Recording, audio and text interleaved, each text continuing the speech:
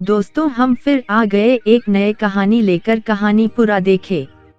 बहुत अच्छा कहानी है। भगवान शिव पार्वती विवाह प्रसंग। जब 18 पंडितों ने पूछ लिया गोत्र और भोले बाबा नहीं दे सके जवाब। भगवान शंकर और पार्वती जी के विवाह का प्रसंग बहुत मंगलकारी है। जो इस कथा को सुनता है उसके मनोरथ पूर्ण होते हैं।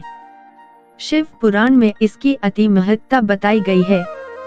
भगवान शंकर बारात के साथ हिमाचल के यहाँ जाते हैं। हिमाचल उनकी आवभगत करते हैं।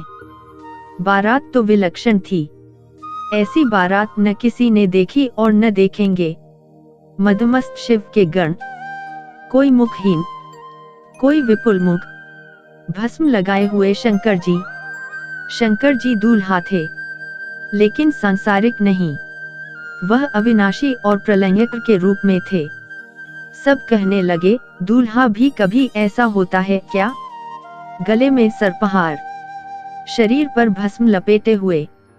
उनको क्या पता था कि वह दूल्हे के नहीं बल्कि साक्षात शंकर जी के दर्शन कर रहे हैं। 3 दिन तक बारात ने वहां प्रवास किया। अब तो बारात कुछ घंटों की होती है, लेकिन शास्त्रीय परंपरा के अनुसार तब बारात कई दिन ठहरती थी। सारे मंगल कार्य विधि विधान से होते थे। पार्वती जी के साथ सखियां हंसी ठिठोली कर रही हैं। सखियां मंगल गान कर रही हैं। सब लोग शंकर जी की जय जयकार कर रहे हैं। फिर आया फेरों का वक्त। शंकर जी और गौरी फेरों के लिए बैठे। पंडितों ने शंकर जी से कहा कि अब आप संकल्प कीजिए। महासंकल्प लेने वाले शंकर जी आज स्वयं संकल्प कर रहे हैं। जिनके संकल्प मात्र से ही सारे कार्य सिद्ध होते हैं। आज उनको पंडित कह रहे हैं कि आप संकल्प कीजिए। शंकर जी संकल्प को उद्यत हुए। तभी पंडितों ने उनसे पूछा, आपका गोत्र क्या है? शंकर जी हैरान, कैसे बताएं कि क्या है गोत्र? कभी इस पर ध्यान नहीं दिया। सृष्टि के जन्म, पालन और संहार में लगे रहे। शंकर जी का त्रिलोक ही गोत्र है। शंकर जी ने ब्रह्मा जी और विष्णु को देखा। दोनों ने शंकर जी को देखा और हंसने लगे। पंडित जी समझ गए कि उनसे भूल हो गई। पंडित जी ने फेरे कराए और वहीं पर जयमाल की रस्म हुई। जयमाला कराने का शास्त्रीय विधान फेरों के बाद का है। पंडित जी ने बारी बारी से वचन कराए। शंकर और पार्वती जी ने पति धर्म और पत्नी धर्म का पालन करने के लिए वचन भरे। इस प्रकार भगवान शंकर का विवाह पार्वती जी के साथ संपन्न हुआ। बारात जब भी विदा की अनुमति मांगती, हिमाचल रोक देते। अभी थोड़ा रुको न, अभी थोड़ा रुको न। 3 दिन बाद बारात की तरफ से शंकर जी ने अनुमति मांगी तो हिमाचल ने और रोक लिया। हिमाचल बारात को नहीं रोक रहे थे, इसके पीछे उनका पिता मोह था। वह अपनी लाडली पार्वती को विदा करने का साहस नहीं कर पा रहे थे। करते भी कैसे? पिता का मोह होता ही ऐसा है।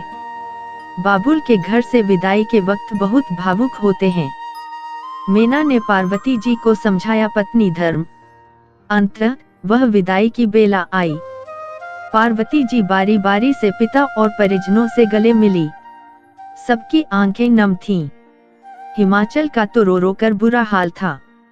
माँ मीना भी अपने को संभाल नहीं पा रही थी। वह पार्वती जी को पकड़कर अलग ले गईं। इस विदाई की बेला में घर संसार के लिए शिक्षाप्रद सीख निकली। मीना ने पार्वती जी को पति धर्म और ससुराल धर्म की शिक्षा दी। मीना ने कहा कि आज से तुम्हारा ससुराल ही घर है। कभी अपने पति की अवहेलना न करना, सदा मिलकर चलना, घर में सभी बंधु बांधव का सम्मान करना। अब तुम्हारा यही संसार है। मीना ने कहा कि स्त्री के लिए पति के समान कोई नहीं है। यद्यपि माता पिता अपनी संतान के बड़े शुभचिंतक होते हैं, लेकिन वह मुक्ति नहीं दे सकते।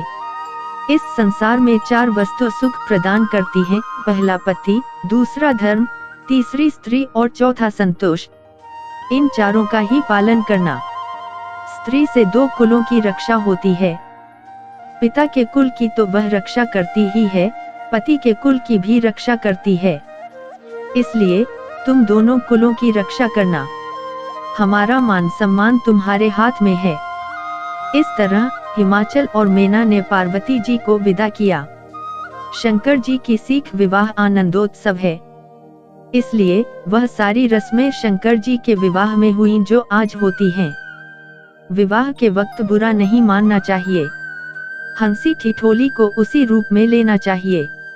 शंकर जी के विवाह में भी यही हुआ। संसार का दूल्हा खूब श्रृंगार करता है, लेकिन जगत का दूल्हा शंकर भस्म लगाए जाता है। यही शाश्वत है, सत्य है। घर और परिवार की जिम्मेदारी स्त्री की होती है, इसलिए मीना उनको समझाती है कि घर कैसे चलाना है। यदि माँ अपनी कन्या को शिक्षा दे तो इससे दोनों कुलों के मान सम्मान की रक्षा होती है। पार्वती जी को मीना माँ ने यही सीख दी। दोस्तों, कहानी अच्छी लगी हो तो चैनल को लाइक एवं सब्सक्राइब करें।